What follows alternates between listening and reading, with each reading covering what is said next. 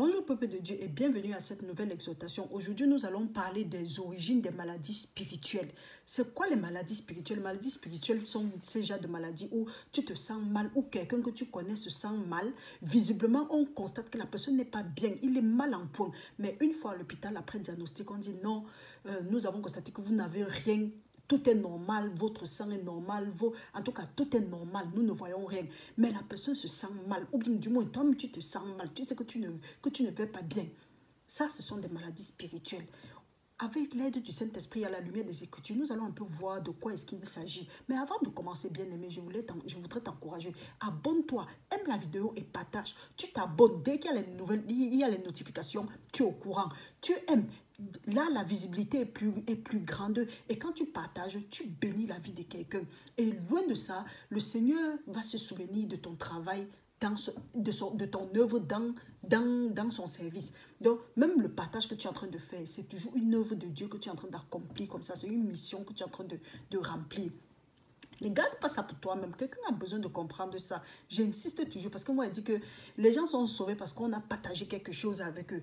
Oui, aujourd'hui, nous allons parler des origines des maladies spirituelles. Nous avons deux sources. Et les maladies spirituelles peuvent venir de Dieu ou bien ça peut venir de l'ennemi. Ça vient de Dieu quand nous refusons d'obéir à la voix de Dieu ou bien parfois même quand nous sommes ignorants. C'est pourquoi la parole de Dieu nous dit dans Osée 4:6 que mon peuple périt parce qu'il manque de la connaissance. Et il dit, puisque tu as rejeté la connaissance, je vais te rejeter, toi et tes enfants. Maintenant, ça peut encore venir de...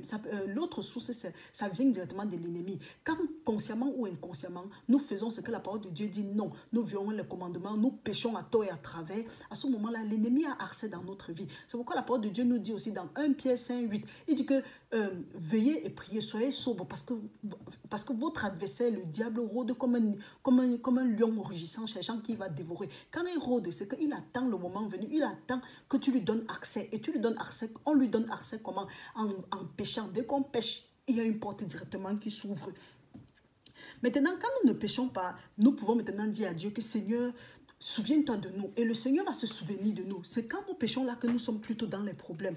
Maintenant, bien aimé, je vais te dire, quand nous regardons par exemple à la lumière des Écritures, nous voyons que dans la parole de Dieu, nous avons le roi Abimelech.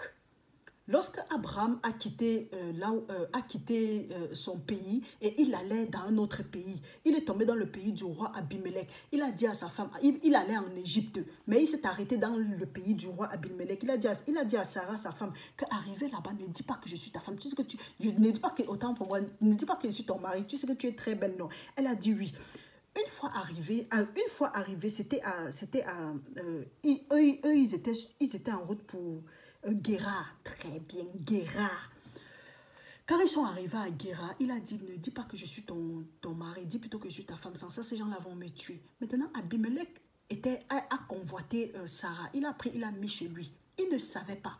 Mais comme il ne savait pas, malgré le fait qu'il ne savait pas, il a été puni parce que sa femme, en tout cas, son pays, quand on dit son pays, ce sont ses biens, ce sont ses propriétés, ont été stériles jusqu'à ce qu'il a fait la restitution. Pourquoi? Quand Abimelech a pris Sarah, il a mis chez lui, le Seigneur lui a apparu en songe et lui a dit que, oh, là où tu es là, tu es mal parti parce que ça, c'est la femme de quelqu'un.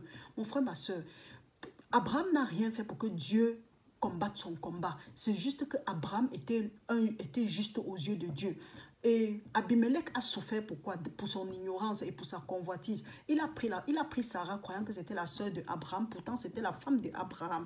C'est pourquoi il y a certaines souffrances que nous souffrons, pas parce que nous avons fait quelque chose, mais parce que tu as pris quelque chose consciemment ou inconsciemment, ou bien quelqu'un d'autre a pris quelque chose et maintenant tu souffres. Qu'est-ce qu'il faut faire en ce moment-là? C'est de courir à Dieu et de demander la miséricorde, de te confesser de tes péchés. Parce que sa parole aussi nous dit dans Proverbe 26:13 ou bien 26:13, il dit que celui qui avoue ses péchés et les délaisse obtient miséricorde, mais celui qui les cache ne prospère point.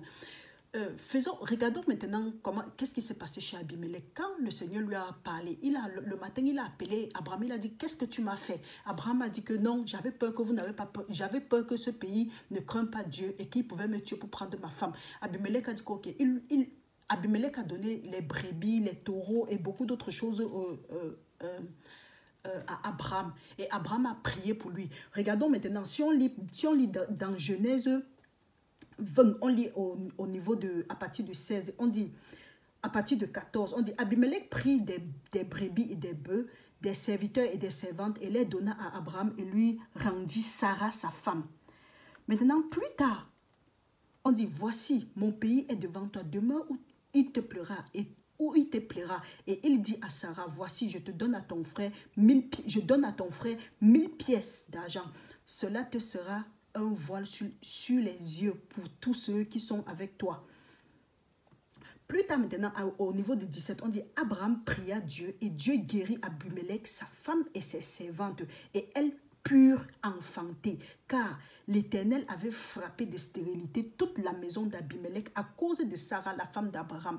Tu souffres de quoi? Tu souffres de quelle maladie aujourd'hui? C'est que tu as pris la chose peut-être d'un oint de Dieu et Dieu t'a frappé d'une maladie. Mon frère, ma soeur, la parole de Dieu dit, il n'y a rien de nouveau sous le soleil. Ce qui est a déjà été. Faisons très attention. Si tu sais que tu as pris quelque chose, regardons par exemple Abimelech. Abimelech n'a pas remis Sarah simplement, mais il a fait la restitution.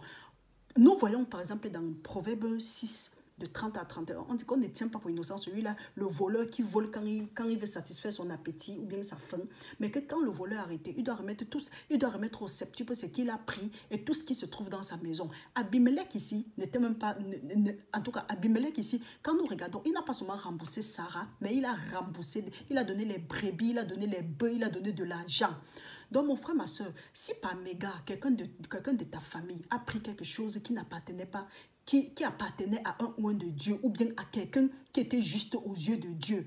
Dieu ne fait point d'acception de personne. Peut-être tu es en train de souffrir comme ça là, c'est ça qui est en train, c'est ça. Commence aujourd'hui à demander pardon à Dieu et demander que son Saint-Esprit te révèle ça. Là, tu vas aller faire la restitution et tout sera normal. Mais si tu refuses, tu t'entêtes, tu vas voir ce qui va te suivre. Parce que si Abimelech s'était entêté, a dit que non, il ne va pas donner, il ne va pas remettre la femme de Abraham qui est Sarah, sa femme, ses enfants et tous ses servantes devront demeurer stériles. Quand nous prenons un autre exemple, la parole de Dieu nous dit par exemple, quand on dit que la source peut venir de Dieu, la parole de Dieu nous dit dans Deutéronome 28, à partir du verset 15, il dit, mais si tu n'obéis pas à la voix de l'Éternel ton Dieu et que tu n'observes pas et tu ne mets pas en pratique tous ces commandements et toutes les lois que je te prescris aujourd'hui, voici toutes les malédictions qui viendront sur toi et qui seront ton partage. Nous commençons maintenant à lire à partir du 21. On dit ici, l'Éternel attachera à toi la peste jusqu'à ce qu'elle te consume dans le pays où tu vas entrer en possession. L'Éternel te frappera de consomption, de fièvre, d'inflation, de chaleur brûlante, de dessèchement, de jaunisse, de gangrène qui te poursuivront jusqu'à ce que tu périsses.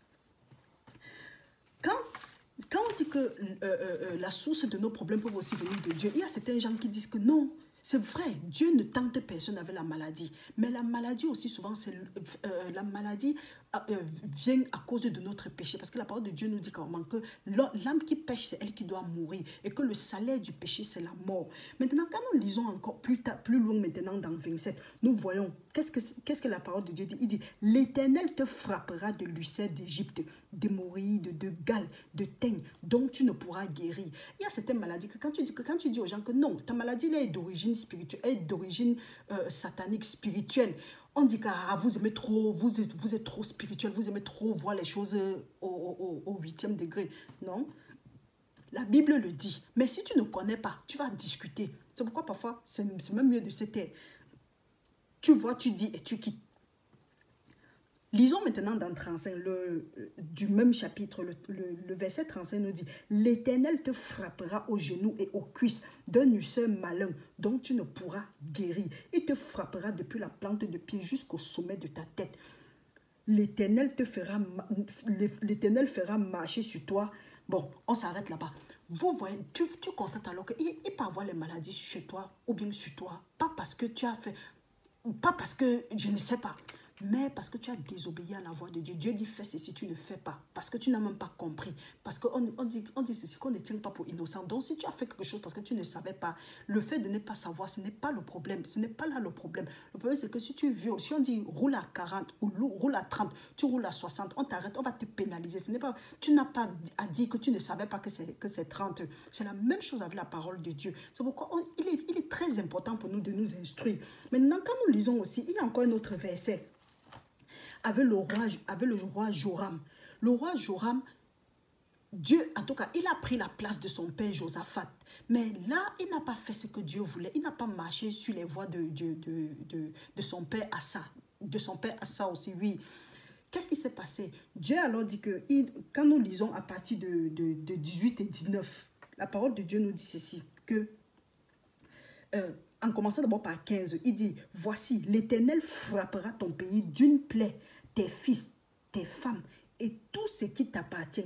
Et toi, il te frappera d'une maladie violente, d'une maladie d'entrailles, et qui augmentera de jour en jour jusqu'à ce que tes entrailles sortent par la force du mal. » Maintenant, les enfants, la femme et tous ceux-là qui devront aussi subir. Eux, ils subissaient pourquoi? À cause du péché de Joram. Donc, c'est pourquoi, une fois on a parlé ici, on a dit que quand nous posons les actes, sachant que quand nous posons les actes, ça va pas nous suivre nous-mêmes, mais ça va suivre notre descendance jusqu'à ce que quelqu'un identifie ça. Ceux-là qui n'ont pas encore accepté le Seigneur Jésus-Christ, je vous prie, je vous en supplie, acceptez le Seigneur Jésus-Christ. Là, vous seriez épargné de certaines frustrations, de certaines oppressions, de certaines captivités, de certaines afflictions du moins.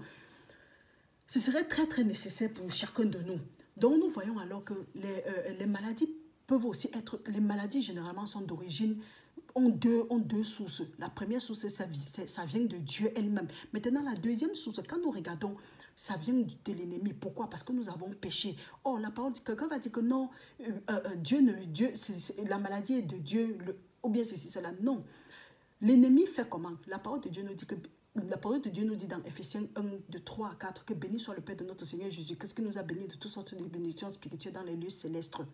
Le Père nous a bénis de toutes sortes de bénédictions spirituelles. La bénédiction vient seulement de Dieu. Parce qu'il ne peut pas avoir de malédiction dans la bénédiction. Jamais.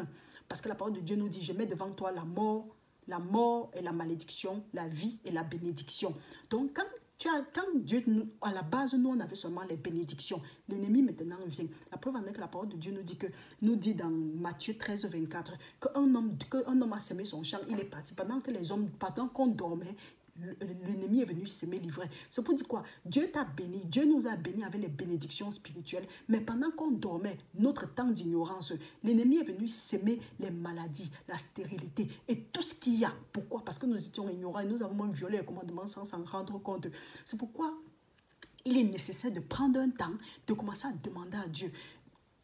Commencez à demander à Dieu, parce que la parole de Dieu, quelque part, on le lit aussi dans Matthieu 15, 13. On dit que tout arbre que mon père n'a pas planté sera arraché et jeté au feu. Si mon père n'a pas planté, c'est que qui a planté? Ce n'est que l'ennemi, parce que ça ne peut pas être gris. C'est soit noir ou c'est blanc. Donc, c'est pour attirer notre attention. Donc, nous devrons prier et commencer à demander à Dieu que, pardon, Père, que ce soit n'importe qui dans notre famille ou bien dans notre lignée familiale qui a fait quoi que ce soit, qui aujourd'hui nous pénalise, nous te demandons pardon. Nous nous repentons sincèrement. C'est pour ça que la parole de Dieu nous dit dans Lévitique 26, 40 et 41 que nous devons nous repentir de nos iniquités et des iniquités que nos parents ont, et des iniquités et les péchés que nos parents ont commis envers l'Éternel et par lequel le Seigneur leur a résisté.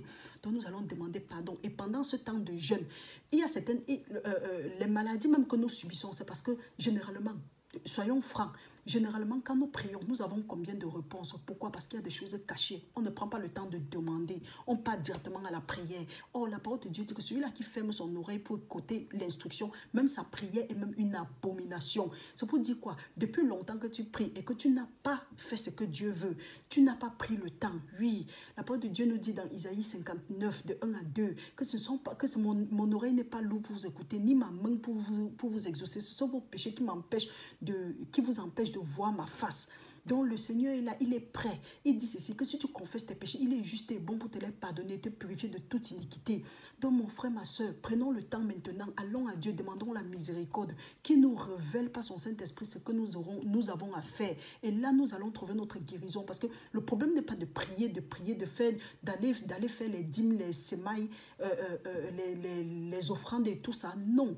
Respecte la parole de Dieu. La preuve en est que la parole de Dieu dit, quand tu pries, quand tu jeûnes et quand tu fais l'aumône, c'est pour dire que quand tu fais un des trois, tu as ta bénédiction. Mais si tu n'as pas de bénédiction, demande-toi ce qui ne va pas. Pourquoi cette maladie-là te tourmente depuis longtemps? Demande à Dieu. Voilà le moment. La parole de Dieu dit qu'il y a un genre de démon qui ne sort que par la prière et par le jeûne. Pendant ce temps de jeûne, prends le temps maintenant de demander à Dieu. Et Dieu va te donner. Mon frère, ma soeur, sois résolu et tu vas voir. Ta lumière va resplendir promptement. Comme il le dit dans Isaïe 58, 8. Maintenant, nous allons prendre le temps. Nous allons prendre le temps. Pendant ces 3 jours-ci, nous aurons les exhortations, nous aurons les encouragements, nous aurons les prières et nous allons être ensemble jusqu'à la fin. Et Dieu va nous aider parce qu'il dit dans sa parole que si mon peuple sur qui mon nom est invoqué s'humilie, cherche ma face et prie des cieux, je vais les répondre et je vais guérir leur pays. Le Seigneur est prêt à nous guérir. Allons à lui, soyons humbles et il va nous guérir. Et l'ennemi aura honte au nom de Jésus-Christ. Maintenant, nous allons prier pour ouvrir notre jeûne. Pour tous ceux qui ont décidé de jeûner, ceux qui vont jeûner, qui vont jeûner maintenant et ceux qui vont jeûner à l'avenir. Au nom de Jésus-Christ, prions. Nous te remercions, Seigneur, pour ce moment de jeûne. Nous te prions, Seigneur, de nous avoir donné le privilège de prendre part à ce jeûne. Nous croyons fermement à ta parole qui dit que il y a un genre de démon qui ne sort que par la prière et par le jeûne. Nous savons maintenant que notre guérison va arriver promptement au nom puissant de Jésus-Christ. Seigneur, pendant ce moment de jeûne, que ta lumière éclaire toutes les ténèbres de notre vie pendant ces 3 jours et que la santé, la guérison, la délivrance, le salut, les miracles se déversent dans nos vies au nom puissant de Jésus-Christ. Que ton autorité soit notre part, que ton autorité et ta puissance soient notre partage pendant cette période et le reste de notre vie. Oh Seigneur, mon Dieu, mon roi, selon ta parole dans Matthieu 7, 7 qui dit que demandez, vous allez recevoir. Nous te demandons maintenant, Seigneur, que ta faveur, l'alliance de ta miséricorde et de ta bénédiction soit en abondance dans nos vies au nom puissant de Jésus-Christ. Que tout démon qui résistait encore dans nos vies jusqu'à ce moment, ô Père éternel, et que tout plan de l'ennemi, que ce soit détruit pendant ces 3 jours de jeûne au nom puissant de Jésus-Christ et que tout plan que l'ennemi avait forgé dans ma vie contre moi et en moi et qui agissait négativement, que ce soit l'orgueil, la rébellion, la sorcellerie, que ce soit détruit jusqu'à la racine au nom puissant de Jésus-Christ. Que toute forteresse de maladie, d'infimité, d'impureté, de manque, d'oppression, de tourment, de rejet, d'affliction soit renversée pendant ce jeûne au nom de Jésus-Christ. Père éternel, nous prenons maintenant autorité, nous disons que tout arbre que tu n'as pas sémé dans nos vies sera arraché et jeté au feu et que tout arbre qui produit le mauvais fruit dans notre vie soit maudit depuis la racine au nom puissant de Jésus-Christ. Papa, couvre chaque personne qui fait le jeûne là maintenant et qui fera ça à l'avenir, qui soit couvert dans le sang de Jésus-Christ. Nous les revêtissons des âmes spirituelles et que, papa, que les œuvres de la chair soient crucifiées. Que chacun trouve sa guérison promptement à partir de maintenant au nom puissant de Jésus-Christ. Merci Père éternel parce que tu as dit que quand nous allons prier, tu vas nous écouter et tu vas nous exaucer. Nous te remercions déjà pour nos témoignages dans le nom puissant de Jésus que nous avons prié. Amen.